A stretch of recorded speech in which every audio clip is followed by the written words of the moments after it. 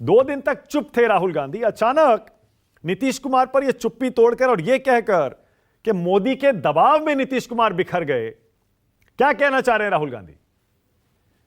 आज शहीद दिवस पर महात्मा गांधी जी को नमन करती हूं और आपके सवाल का जवाब कि सायों से भी डर जाते हैं कैसे कैसे लोग, जीते जी ही मर जाते हैं कैसे कैसे लोग।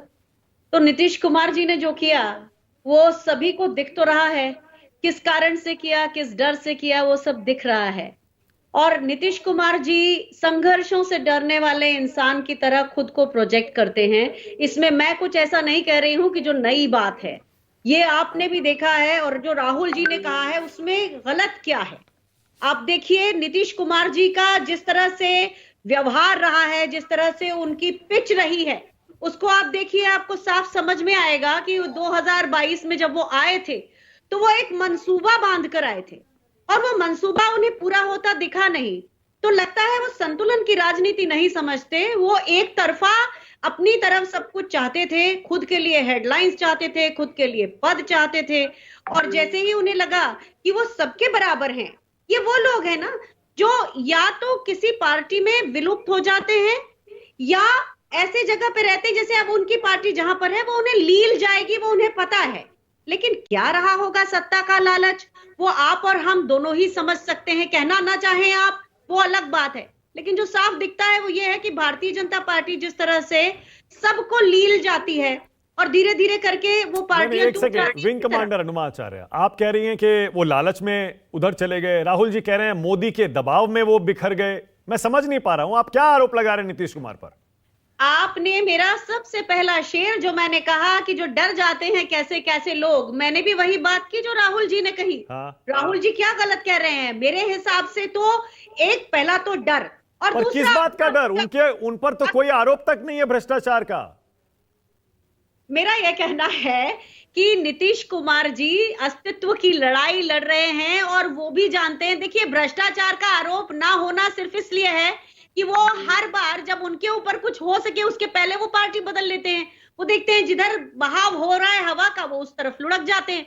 तो ये तो एक बहुत साफ सी चीज है कि नीतीश कुमार जी एक तरफ डरते भी हैं और दूसरी तरफ वो पाला सिर्फ इसलिए बदलते हैं कि उनका अस्तित्व बना रहे। लेकिन वो अस्तित्व भी हम देखेंगे 2024 तक पूरी तरह वो भारतीय जनता पार्टी में विलीन हो जाएगा, क्योंकि भारतीय जनता पार्टी किसी को भी अस्तित्व का रहने नहीं देती है। इन्हीं की प्रवक्ता है निगहत बास, जिनका 5 दिन पहले का ट्वीट आपको बता दूं, उन्होंने इनडायरेक्टली बहुत कुछ कहा है, उसके बाद उनकी कहने की हिम्मत नहीं हुई। तो वो अपने अस्तित्व की लड़ाई लड़ रही हैं अपनी पार्टी में, जिसमें वो कहती हैं कि केवल यौन शोषण के द्वारा ही पद मिलता है। किसको कह रही है सत्ता में बैठकर? ये तो हमारे और आपके समझने की बात है ना। अनुमा जी, एक तो सेकंड, यही बात कह रही हूं कि अस्तित्व की लड़ाई। ऐसा लगता है आपकी बातों से, राहुल गांधी की बातों से, जयराम रमेश की बातों से, जो कुर्सी कुमार, आया कुमार, गया कुमार कह रहे हैं, ऐसा लगता है नीतीश कुमार के इंडिया गठबंधन छोड़ने का जो दर्द है वो बहुत ज्यादा है आपके गठबंधन में, कांग्रेस पार्टी में।